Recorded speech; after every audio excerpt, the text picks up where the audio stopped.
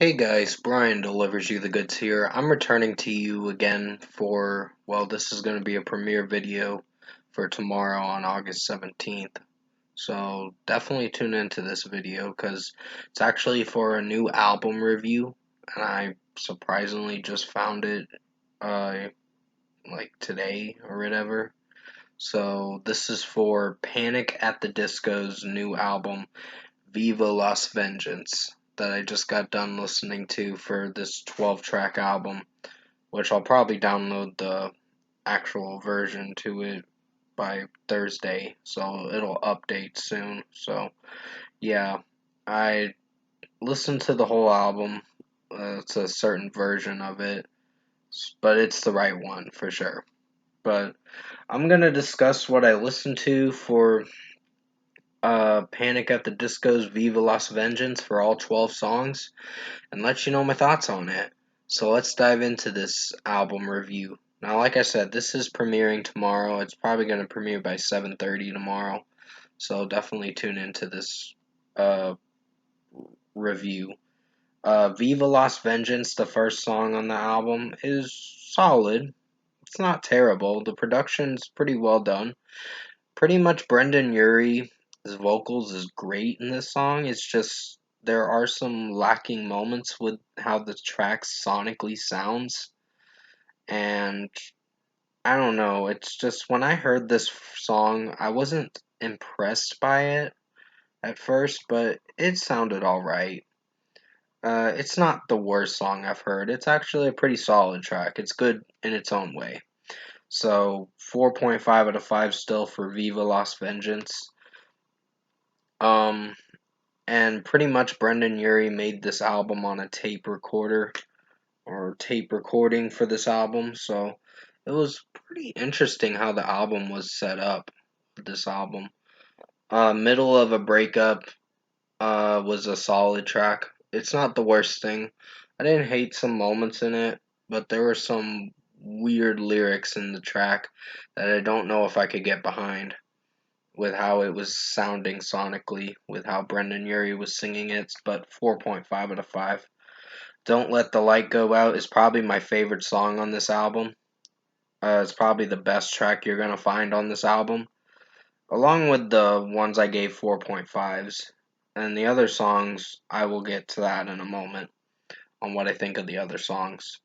But 5 out of 5 for Don't Let the Light Go Out. I like how it sounds. It sounds completely different than the other singles we've gotten, but I know this song just came out on August 16th. So, yeah, I'm recording this on August 16th, but I'm going to premiere it tomorrow for sure. So, yeah, 5 out of 5 for Don't Let the Light Go Out. I really enjoyed this track. Local God was decent. It's not my personal favorite. It's still not. I just don't know if I can feel for the melody.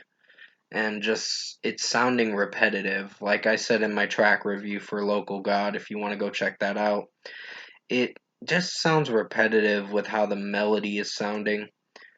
Like they're taking similar samples from the previous singles and putting it into this one, but I like the fade out. The fade out is pretty good at the end of the track. So that's something different, but I think it structurally lacks some good qualities about the song. So 4 out of 5. Stars Spangled Banger was an okay track. It's not personally my favorite. I think there are some moments that do alright, but there are some weaker moments with the background vocals for the choir vocals in the background. I just don't execute very well, in my opinion.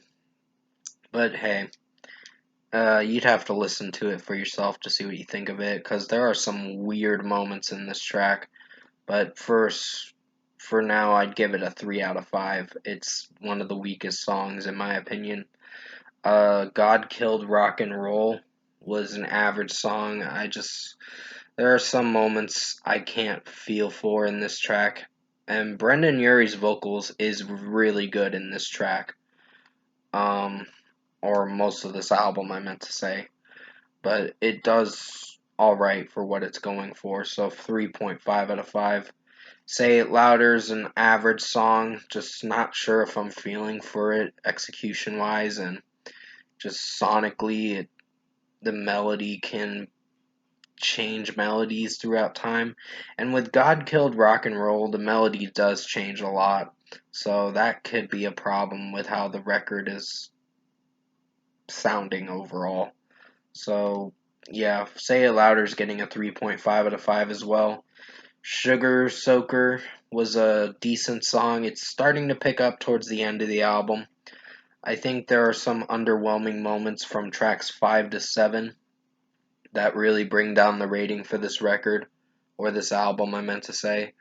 But Sugar Soaker sounded really good with Brendan Urie's vocals, and some of the melody is decent, so it is what it is. But 4 out of 5.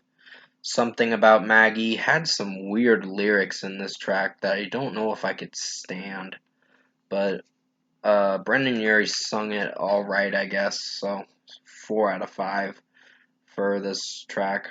Sad Clown was another decent one. Not sure if I'm feeling for it too much with the melody and some of the lyric choices that Brendan Urie came up with for this song, but it is what it is, I guess. So 4 out of 5.